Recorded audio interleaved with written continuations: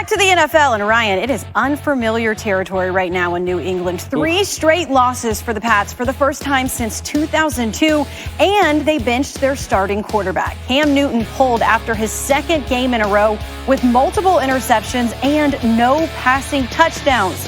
Our Dan Graziano has more on the Patriots' struggles. This was supposed to be the get-right game for the Patriots. After weeks of COVID-related disruption, they finally had a normal week of practice and figured they'd be ready to take on the 49ers here Sunday in Foxborough. They were not. I said that we didn't perform well enough in any area. Coaching, playing, offense, defense, special teams, running, passing, defending the run, defending the pass, ball security, tackling, blocking. None of it was good enough. Former Patriots backup Jimmy Garoppolo led the Niners to a touchdown on the game's opening drive. Those were all the points San Francisco would need to win this game, but they went on to score 33, which is more than the Patriots have scored in their last 3 games combined. Quarterback Cam Newton was rusty last week against Denver. This week, he was just bad. Cam drops back, looks down the middle, he throws it off Edelman's hand, careens in the air, picked off. It was a high throw behind Edelman, who reached up with his left hand. No chance to make the play. He was wide open, and he waited, and I don't know what he's looking at. The game got so out of hand in the fourth quarter that Bill Belichick sat Newton down and put Jarrett Stidham in the game instead. It's simple. Play better. In no way, shape, form did I put this team in a position to compete. And, that's inexcusable. This is the National Football League where I have to deliver, and I haven't done that. And, quite frankly, it's evident. Everything that can go wrong is going wrong for the Patriots. Tom Brady's former backup just waltzed into town and clobbered them, and Brady himself is having a blast down in Tampa Bay, where he and the Buccaneers are in first place in the NFC South. New England has won the AFC East 11 years in a row and 17 of the last 19, but if they're going to keep that streak of dominance going, they're going to have to start playing better really soon. A loss next week in Buffalo could put them too far behind. Well, you kind of hate to do it, but it's tough to talk Cam Newton and not look at the other former Patriot quarterback performances. And they were good this week. Tom Brady threw for over 350 yards and 4 touchdowns in a 45-20 win over the Raiders. Jimmy Garoppolo posted a total QBR of 80 with nearly 300 yards in the air in his win over the Patriots Sunday. So what is going on with Cam Newton? Well, he was asked Monday, is he playing nervous or is he scared, or what's the issue? Nervous? No. Scared? Absolutely not. Thinking? Now that's something that I could, probably finger point. There's no need to feel any type of way besides accepting all challenges, and I have to get better. And I'm adamant about it. Yesterday I just kind of felt like I was pressing too much. Understanding what the situation was, and it kind of showed. And the first thing I said, to myself coming home, I said, you keep playing games like that, bro, and it's going to be a permanent change.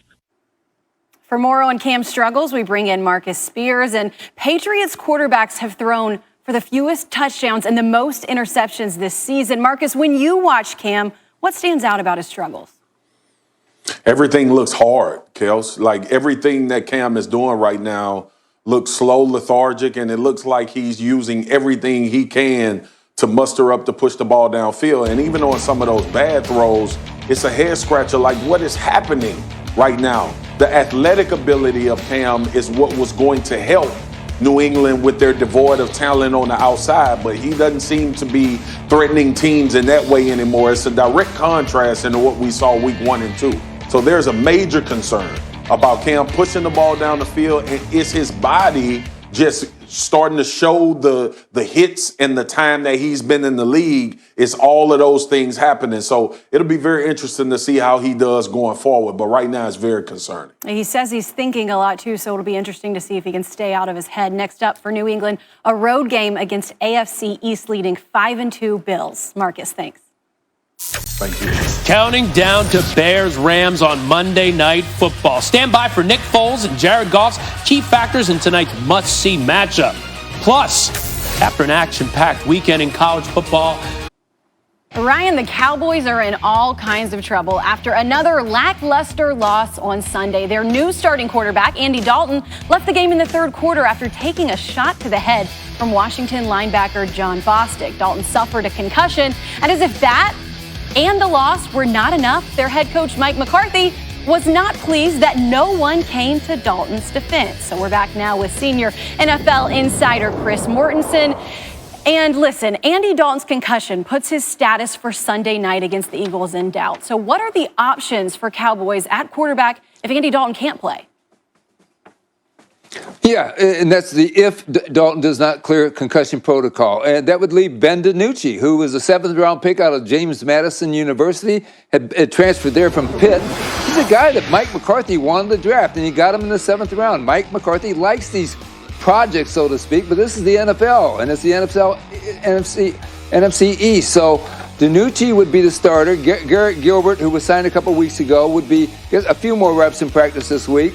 But there's no plans to bring anybody else in, and the COVID rules wouldn't really allow for him to play this week anyway. So they'll see how Andy Dalton goes. Ben DiNucci would get the start. And if they ever need an emergency, by the way, their emergency quarterback is a tight end named Blake Bell, who played quarterback and tight end at Oklahoma. But if you get down to that, you're in trouble. So a few options. We'll see what happens there. Now, listen, the Cowboys, a half a game out of first in the NFC East. That sounds good, but they are 2-5. It has been a rough start for Mike McCarthy.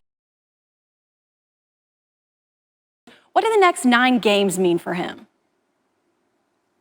Get this team on track and try to win the division. In terms of if we're talking about his future as the Dallas coach, that's not even in question. As Stephen Jones, the COO of the Cowboys, said today, I mean, they don't fire coaches. They certainly don't fire coaches this early. They selected him to succeed Jason Garrett for a reason, and they're going to hang with him. They'll hang with him this year and into the next couple years for sure. So there's no discussion, unless it's among the media and fans, about Mike McCarthy's job security.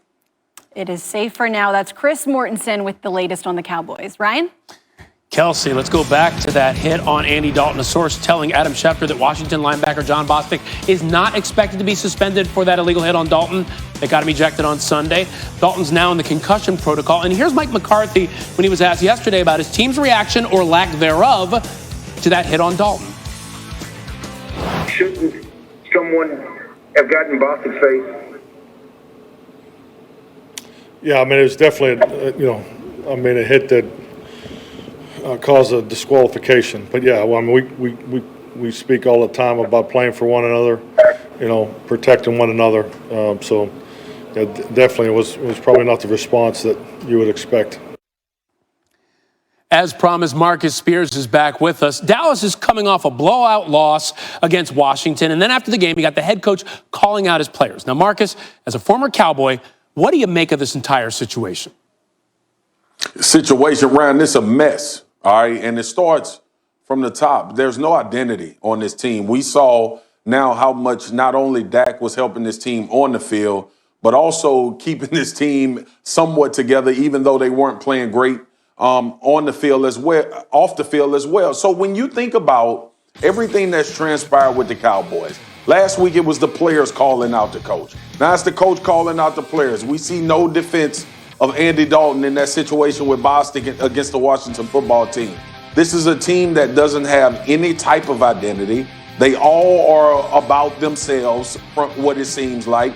The best player, the highest paid player on the team, is not performing even remotely close to what his contract says. And now you have a situation where you're being tested mentally, physically, and other teams are starting to take advantage and dig into that like we saw the Washington football team do. They have to decide if they are going to at least stand in the way of the teams that they're competing against. Because right now, it doesn't even look like the Cowboys want to play football when you start talking about the type of effort it takes to even try to win the game. I'm not talking about winning a game. I'm talking about trying to win a game, and things are starting to spill over into every other aspect of the organization. It's all bad right now. There are no positives to say about what's happening in Dallas. It's a real shock considering the expectations for this team before the season. Next up for the Cowboys is a trip to Philly to face the first place 2-4-1 Eagles. So if the Cowboys win,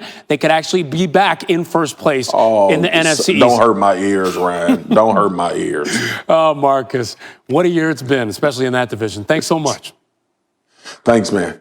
Still to come on SportsCenter, more from around the NFL. Is it panic time for the Patriots after 3 straight losses? Marcus Spears back with us to assess Cam Newton's top concerns. Plus, with the Dodgers on the brink of a World Series championship, inside LA's game